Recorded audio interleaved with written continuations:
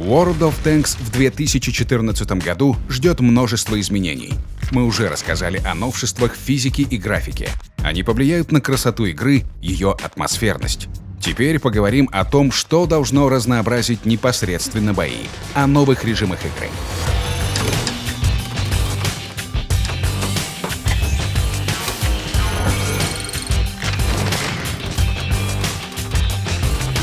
Уже давно стала очевидной проблема, что глобальной карты на всех не хватает.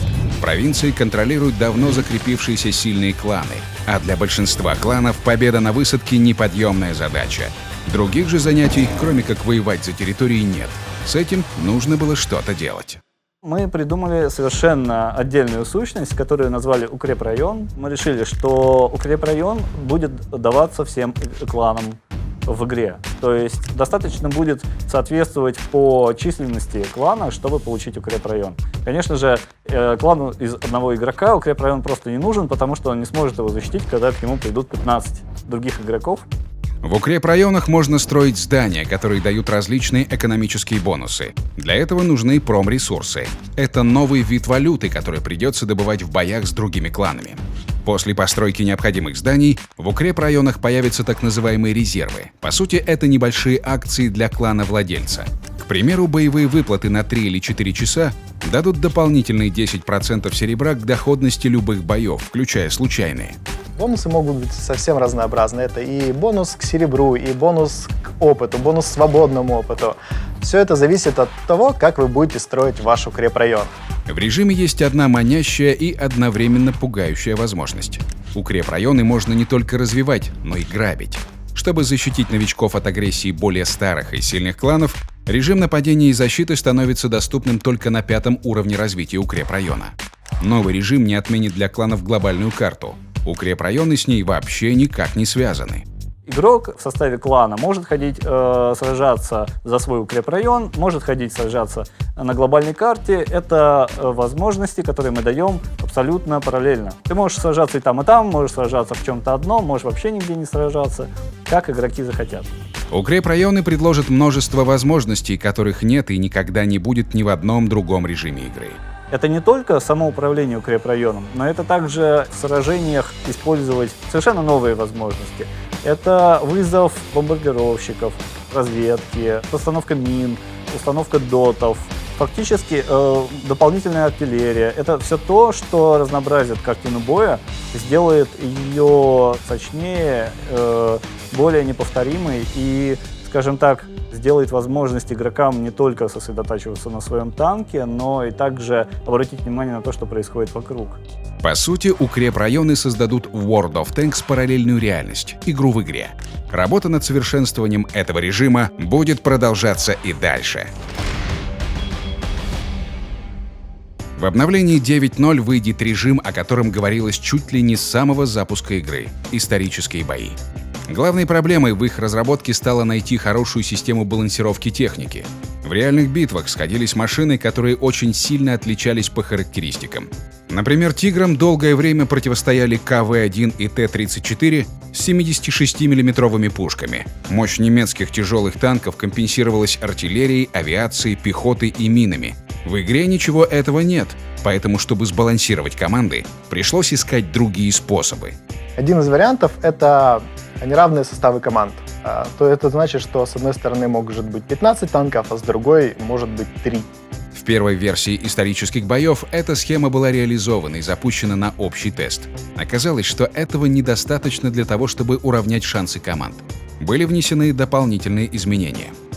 Технические характеристики танков в исторических боях будут отличаться по сравнению с остальными режимами. Проходимость, скорость, обзор, скорострельность и так далее. В первую очередь изменится прочность. Тяжелые машины будет легче уничтожить. Прототип, где у техники очков здоровья не было вовсе, тоже был создан и изучен. Вместо этого, для того, чтобы танк уничтожить, нужно было выбить все его модули, либо весь его экипаж. Игра стала сразу хуже. То есть мы просто-напросто поняли, что игроки совершенно потерялись в битве. Кто-то не понимал, почему он долго стрелял по какому-то танку, и танк не взрывался, хотя он точно такой же танк, только что одним выстрелом уничтожил.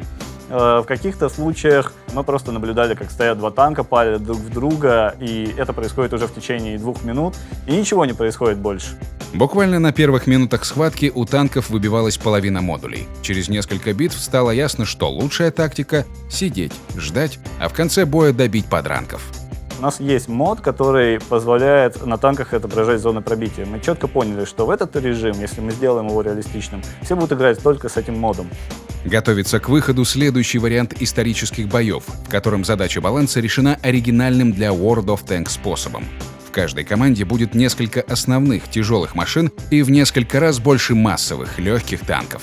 К примеру, бой, где с одной стороны есть Тигры ПЗ-3, а с другой стороны КВ-1 и Т-46 и какие-нибудь там небольшие танчики БТ-7. Нам нужно было сделать, чтобы это было играбельно, чтобы это было интересно. И для этого мы сейчас используем прототип, при котором этот массовый танк после смерти через какое-то время возрождается. У массовых танков появилось право на ошибку. Тесты показали, что теперь они активнее светят и агрессивнее атакуют. Бодрая танковая рубилова система с респауном игрокам вполне обеспечивает. Исторические бои будут проходить в виде акций, которые воссоздадут эпизоды реальных сражений, Курская дуга, например, или Орденская операция. В схватке можно использовать только ту технику, которая участвовала в этой битве. Ее комплектация будет автоматически приведена к исторической, даже если нужный модуль не открыт. Игроки не смогут самостоятельно составлять боекомплект. Количество снарядов разного типа будет определено заранее.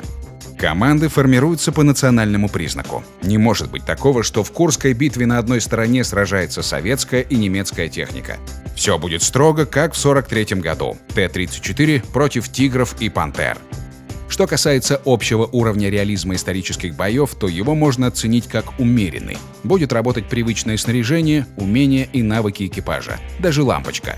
Просто потому, что наша задача в этом режиме — игрок не должен бороться с собственным танком, он не должен страдать, он должен сражаться и чувствовать сопричастность к исторической битве все-таки. То есть мы хотим передать атмосферу другими способами, и в данном случае нам не нужно игроку что-то отбирать у игрока. Возможно, у всех танков в исторических боях появится свойство премиум машин, и на них можно будет пересаживать экипажи с однотипной техники без штрафа по опыту. Исторические бои выйдут совсем скоро, а в планах ближе к концу 2014 года выпустить еще один новый режим — гаражные бои. В них игрок сможет в рамках одного боя выкатить несколько разных машин по мере их уничтожения. Рассматриваются два варианта. Первый с использованием исключительно топ-техники, второй с участием танков разных уровней. Для участия в режиме понадобится несколько машин одного типа. Прямо в бою будет возможность пополнить боекомплекты и снаряжение. Но в каком виде гаражные бои выйдут в игру, пока говорить рано. Детали все еще прорабатываются и не определены окончательно. Кроме ввода 3 совершенно новых режимов, в 2014 году планируется развивать командные бои. Новая функциональность будет связана с появлением статических команд. Для них ведут онлайн-турниры и специальные награды. Будут доработаны правила и внедрено множество небольших, но приятных фич. На этом все.